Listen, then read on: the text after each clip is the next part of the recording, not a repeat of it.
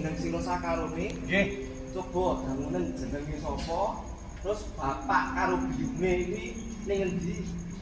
Ah. Fongsen sesang. Apa kita Cina wae fongseng. Lah iya. Tekan nganggo basane dhewe. Jenengmu sapa? Ora ngerti. Gimana? Iki ra nggo KTP apa nih? Bocah Sampeyan KTP. duwe KTP to. Umurmu pira?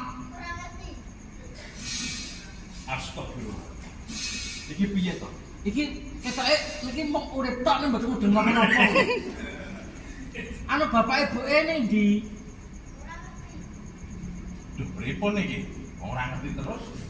Kowe ya ora ngerti. Kowe sapa? Iki ning ndi to? Tapi iki dandan ngene ora ngerti iki ning ndi.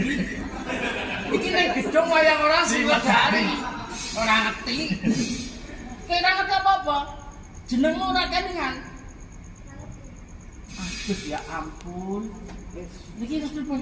Suwanto lan jeneng sira Suwaro. Suwarto. Oh Suwarto. Carane bocah iki ora mangerteni bapa lan biyune. Nggih. Jeneng sira tak keparangake. Bali ana ing karang padesanmu. Oh, ngaten. Bocah iki sing bakal tak daku minangka dadi putra panjenengan ingsun. Oh, ngaten. Nggih. Dipun Menawi ngaten kepangan kula nyuwun pamit. Mampira ning pantian iki. Nggih. Oke. Ayo, matur nuwun.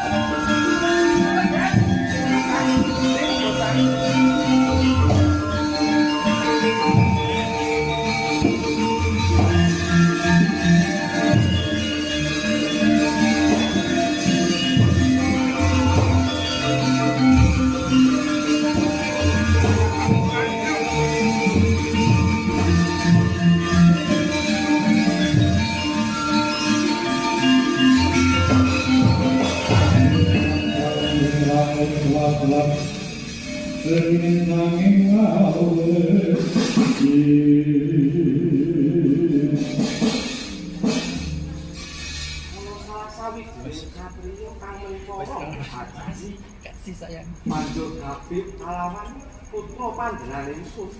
Apa ana gandeng